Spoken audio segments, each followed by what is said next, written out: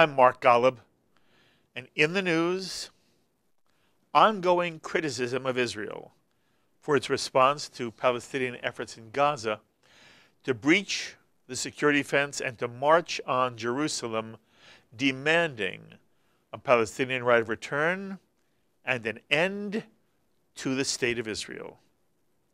Tens of thousands of Palestinians, including women and children, have been whipped into a frenzy by Hamas leaders to try to break through the barbed wire barrier that protects Israel from violent Hamas-Palestinian attacks and from Gazans who've thrown rocks and Molotov cocktails at IDF soldiers manning the Israeli side of the barrier, and in at least one instance, fired live ammunition at IDF soldiers. Israel has sought to do what any sovereign nation has the right to do, is try to prevent people from entering its country, especially those seeking to do it harm. So Israel used non-lethal force wherever possible, tear gas, rubber bullets, to keep Palestinians from breaking through the barrier. And in some very specific, isolated instances, where the IDF felt it had no choice in protecting its own soldiers and to prevent Palestinians from entering Israel, IDF soldiers did use live ammunition. And sadly, there have been Palestinian casualties in Gaza. These casualties were not unexpected. They were planned. Hamas's explicit goal was to produce Palestinian casualties and to produce dead Palestinians, to evoke among those who do not have the knowledge or understanding of the total context of the Hamas obsession to destroy Israel, to create sympathy for the Palestinians in Gaza, and to turn public opinion against the State of Israel. So much so that Hamas had ambulance vans ready and waiting to transport the wounded they knew would result. And while I'm seriously heartened by the number of American Jews I've spoken with over this weekend who see this Hamas obscenity for what it is and who fully understand that Israel has the right to protect itself from Hamas assault, there are tragically other American Jews and Americans in general who feel Israel has seriously overreacted, are very critical of Israel's using live ammunition, and critical of Israel for the deaths of Palestinians, without any appreciation for this being Hamas's goal. And I want to specifically mention a piece some of you may have seen in the New York Times this weekend by Roger Cohen.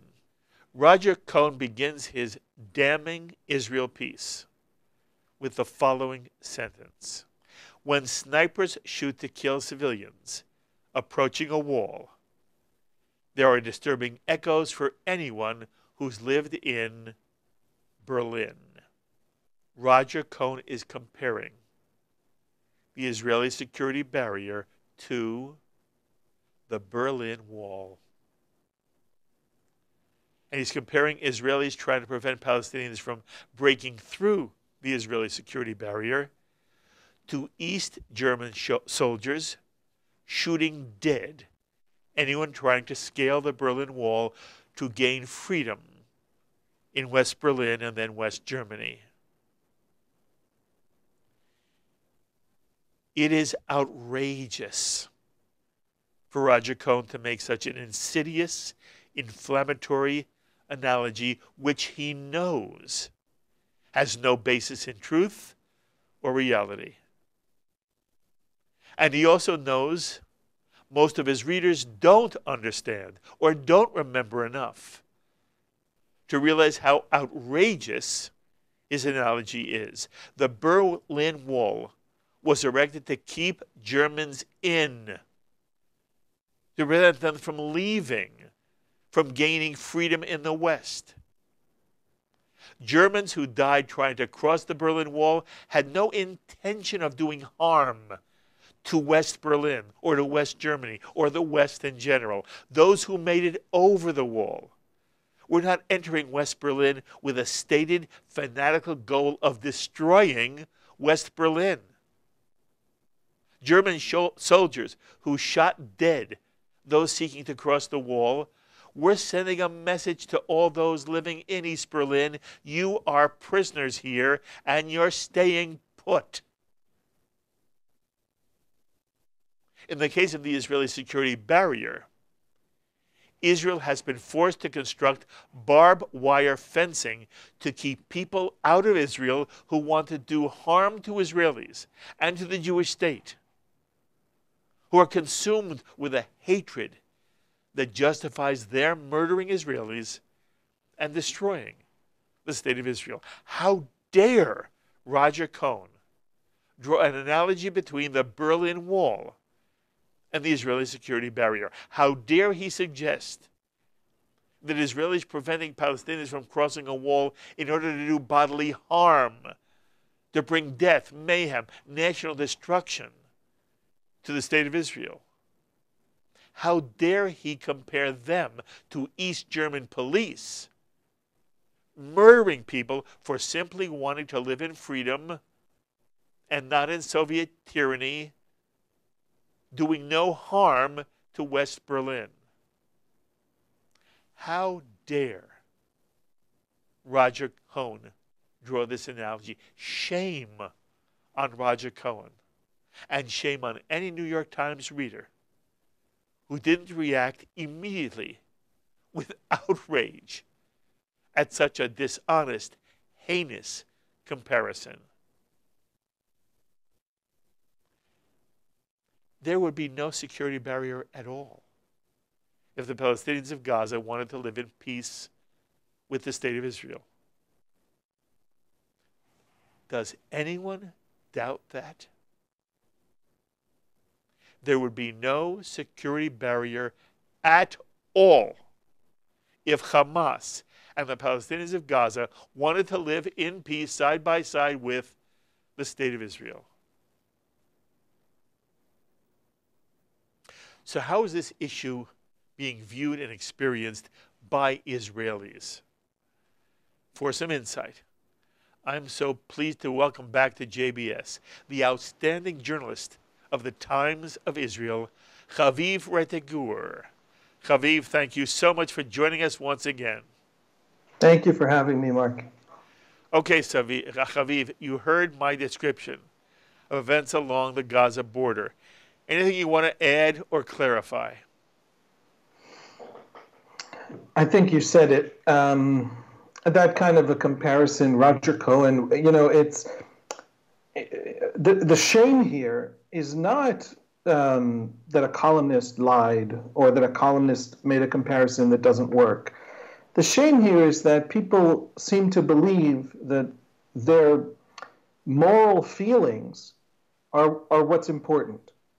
If you live overseas, if you don't live here, whether Israeli or Palestinian on either side, your rush to judgment, you deciding that one thing that looks nothing at all like another thing feels like that other thing, and therefore we can compare it, doesn't matter. Roger Cohen, I got to tell you, Israel didn't make a dent. Nobody heard about it. I, a little bit, am connected to English language media as an Israeli, so I'm one of those who did, but a very, very few did. So if you want to actually affect this conflict, to talk to the people here, to change something, you can't be silly and you can't confuse your own feelings, your own emotions for the facts. A lot of people do that.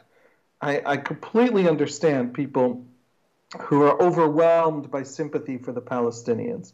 In many ways, the Palestinians who, some of the Palestinians who are getting hurt, even Hamas said that, maybe a third or half of the people being hurt are Hamas's own operatives. That's something that Hamas said, and of course it has an interest in lowering that number, and it's often lies, right? This is not some kind of a democratic government with a free press that can check its facts, right?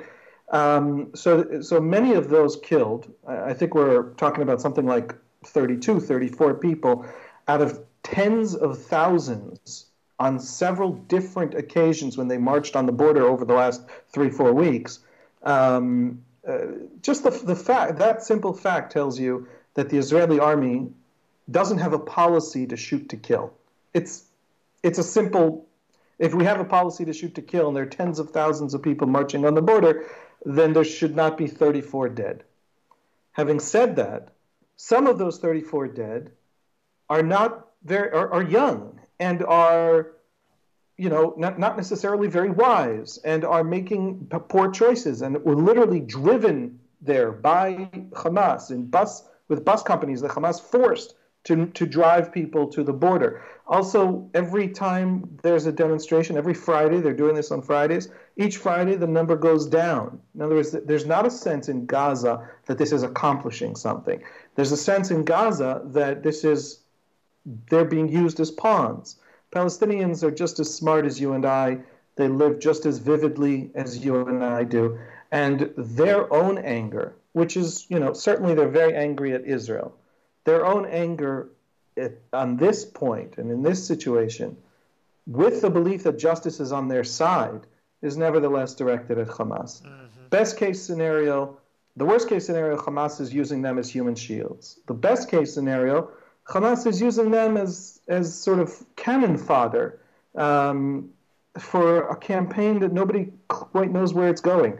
No Palestinian in Gaza genuinely believes they're going to march to Jerusalem. No Palestinian in Gaza genuinely believes they're going to penetrate the fence. So what is this about? And Palestinians are aware, just as Israelis are aware, and I think this is the main point for everyone here in this actual conflict, that Hamas is boxed in. It's at war with the Egyptian government. It's at war with Israel. And it is under a blockade, a boycott, by the Palestinian Authority over the last few months. The Palestinian Authority has literally stopped sending a large amount of the funding that it sends to Gaza because Hamas, of course, in 2007 rebelled against the Palestinian Authority in a violent coup and took over Gaza. So Hamas has made enemies of everyone. Everyone doesn't just mean Israel. It means Egypt. It means the Palestinians. It means Saudi Arabia. It means just about all of the Arab and Muslim Middle East except Iran, Turkey, and Qatar. And that means that the Gazan economy has collapsed. That means they can't trade. They had an open border with Egypt until 2014. And then Hamas entering the Egyptian civil war between the Muslim Brotherhood and the army meant that the army wins that civil war in Egypt and shuts down that border. Well, now Hamas has no open border. Gaza has no open border. All of these games that Hamas is playing, all of this sense that they have the right to fight with everyone all the time, has dragged, 1.5, 2 million Gazans into their wars. And this looks to Gazans, certainly to Israelis, but also to Gazans, like Hamas attempting to cover for the fact that they have completely screwed Gaza in every direction and in every way. By making this kind of, dramatic gesture, having more martyrs that everyone can feel very, martyrful about.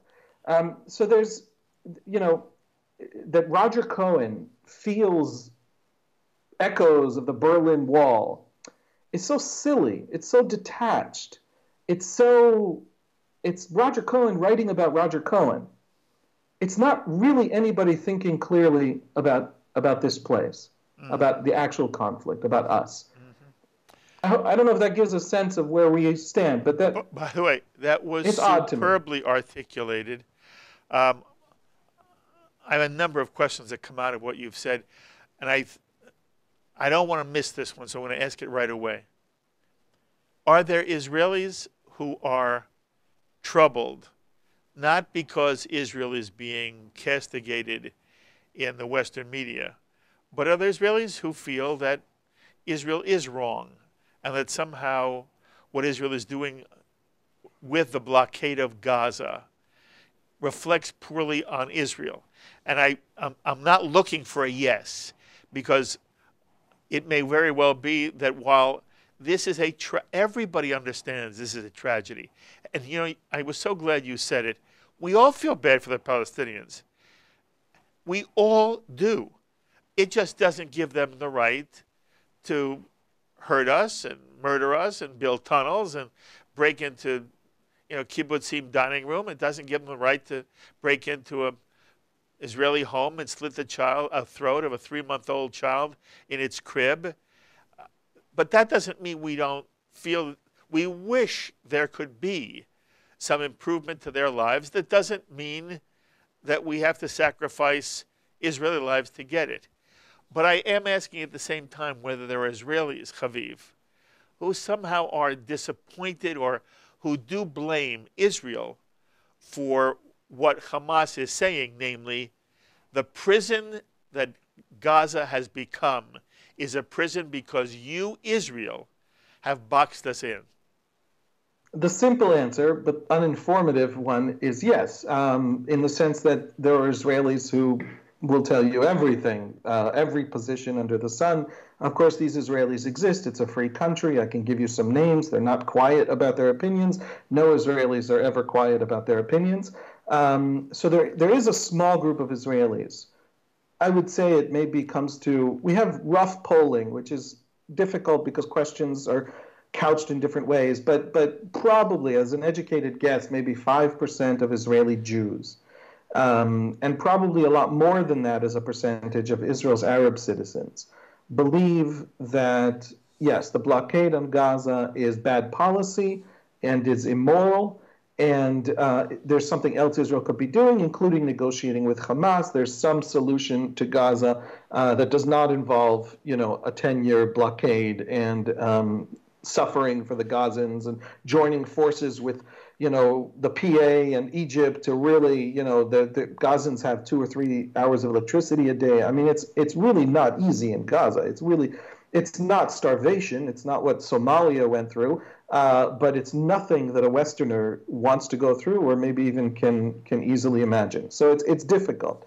Having said that, that's a small, a politically irrelevant minority, but a minority that exists here and is very loud and is heard. I think the mainstream of Israeli Jews, and we could talk a little bit about Arabs. It works a little differently among Arabs. There's a lot more identification, a lot more tension there. But the mainstream of Israeli Jews divide the Gaza question into 2 questions.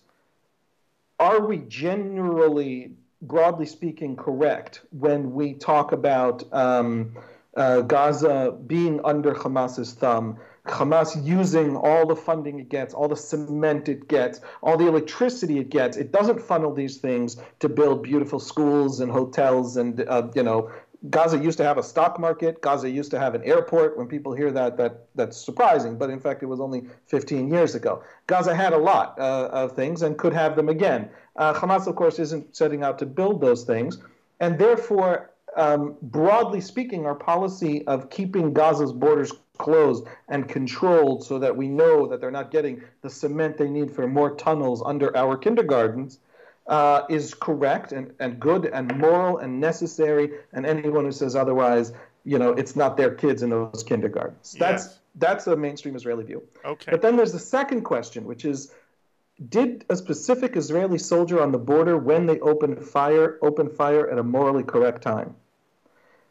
Even I'm troubled by that. I'm quite troubled by it. I'm not sure that all the 34 killed were killed at exactly the right, correct, militarily, moral, ethical, international humanitarian law abiding way.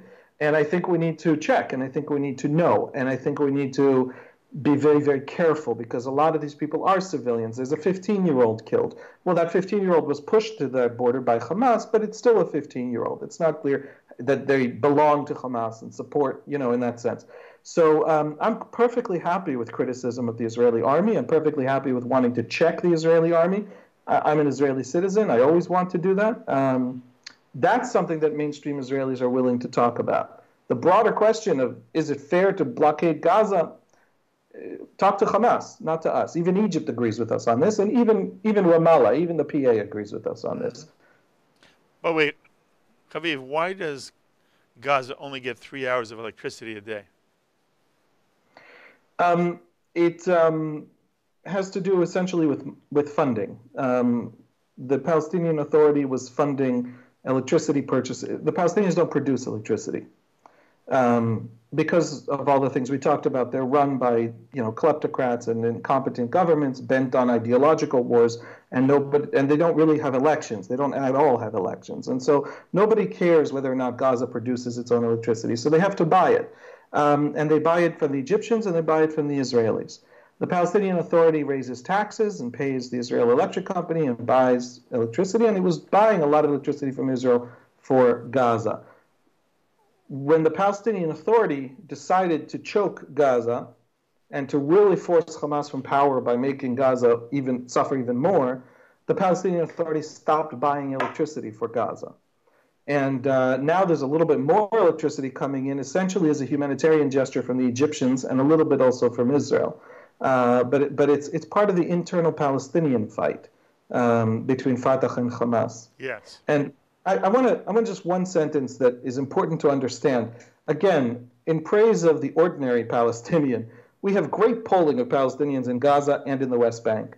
In Gaza, if there were elections today, the Palestinians would vote Hamas out and vote Fatah in. That's the only real alternative in terms of political parties.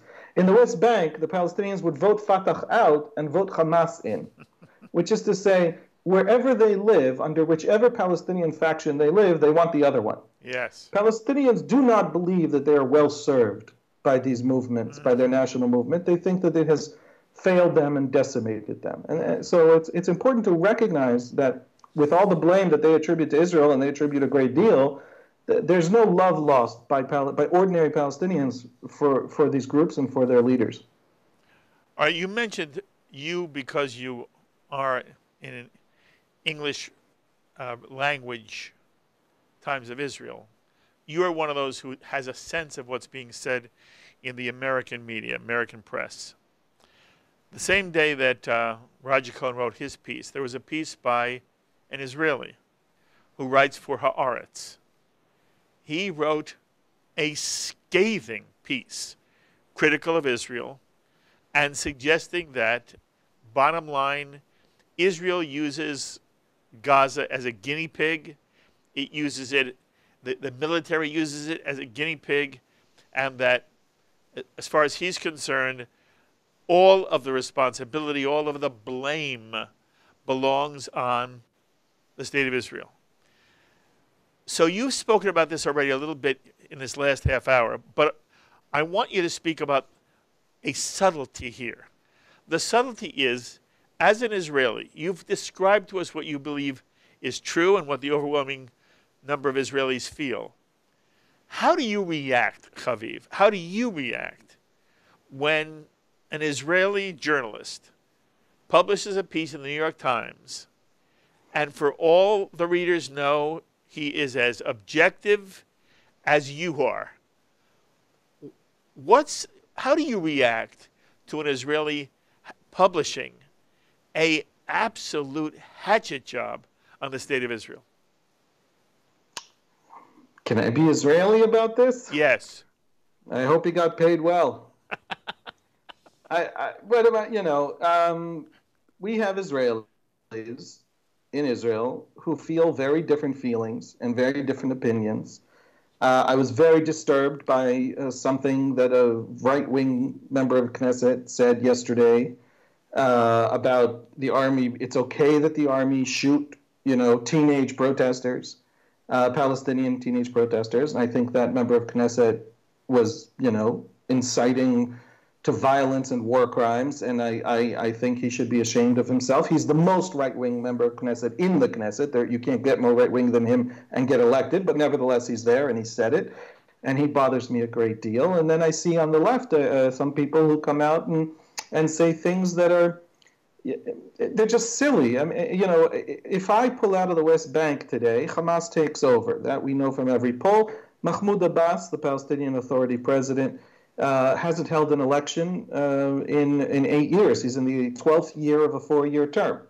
And he won't hold an election because he thinks Hamas will take over. In other words, there's a problem here. And this is the Hamas in Gaza that will happily watch Gaza be destroyed on the altar of its great war against Israel. And it's not against occupation, it's against Israel's existence. Hamas says it every single day, every hour of every day. It's not, if you don't know this, then you're not listening. I mean, they have a Twitter account, they're on Twitter, just go, follow them on Twitter.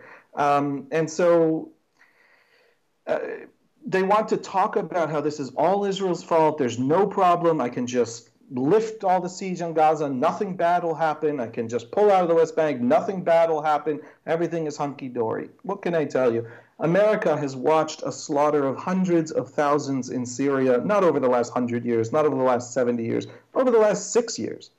And America, a very progressive president, and now a very what do you call that part of the Tea Party, whatever, of the Republican Party that Trump represents, president, two opposite ends of the American political spectrum, have watched the Syrian massacre and done nothing. And the reason they bombed occasionally here and there and set red lines, occasionally doing very little and not stopping the murders. And why do they do nothing? Because they have no idea how to actually solve it. All they know how to do is stay the heck out of it. Israel doesn't know how to solve Gaza. Egypt would love Gaza to not be a threat on its border, but it doesn't know how to do that. The Palestinian Authority doesn't know how to get Hamas back into the game, back into the peace process, back into an election process, and to stop being a spoiler of the peace process and of the establishment of a Palestinian state. You know that everything is Israel's fault and I could just flip a switch and it's all over.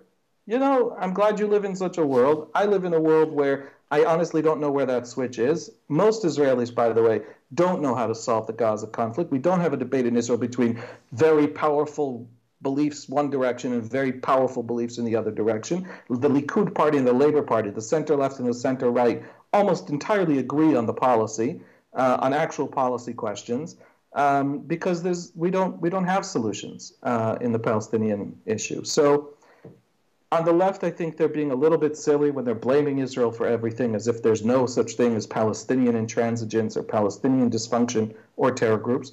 On the right, there's some people talking who I think should shut up and maybe even are saying things that are borderline illegal. There are a lot of Israelis I disagree with. That was a long answer to say just there are a lot of Israelis I disagree with. I thought that was a fabulous. I love every answer you give me, by the way. I am so happy when I hear you're going to give me time. And you do it almost every time I ask you, but every now and then I call you and you don't have the time. I'm always thrilled when I'm going to talk to you because you bring a very balanced, nuanced, reasoned, and at the same time passionate response. You're doing fabulous work, Haviv, and I am so grateful that you share your insight with us on JBS, and I will continue to chase you all the time. Thank you very much. Very gladly. Be well. Thank you so much. Well, wonderfully done. Thank you. Haviv Rettig Gur, a journalist with the online news source, The Times of Israel. He is out of this world. And it is so sad that so many people don't have any context. It's about ignorance. It's about not understanding. And when that happens, you can be influenced by a Bernie Sanders or a Roger Cohen or by an Israeli journalist from Haaretz who writes a scathingly inappropriate, it's bizarre how people want to view an issue. If the Palestinians wanted to live with Israel in peace, it would happen tomorrow.